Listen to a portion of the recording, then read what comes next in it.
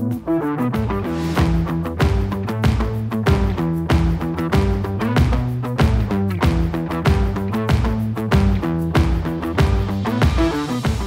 fontos előfeltételei vannak egy jó EMI projektnek.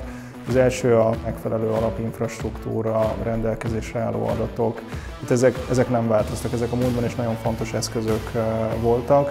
Itt egy új kihasználási, kiaknázási terület nyílik meg, de adatok nélkül nem fogunk tudni EMI megoldásokat sem létrehozni. Talán ez az egyik fontos pillér. A másik pedig az, hogy nagyon nagy tempóban érkeznek ezek az új technológiai megoldások. Ezeket alapvető szinten, de ismerni kell az üzleti megrendelő oldalnak is. Tehát biztosan vannak olyan vállalatok, vannak olyan élethelyzetek, akik konkrétan azt tudják mondani, hogy én kérek egy Digital Twin projektet, de valószínűleg ez nagyon-nagyon ritka. Tehát sokkal gyakoribb az, hogy valamilyen felhasználói szintű megélésünk van az AI-jal vagy Gen AI-jal kapcsolatban, viszont tényleg olyan tempóban érkeznek ezek a megoldások, hogy tudni kell valamilyen szinten ismerni és érteni, hogy meg tudjon fogalmazni az üzleti igényeimet.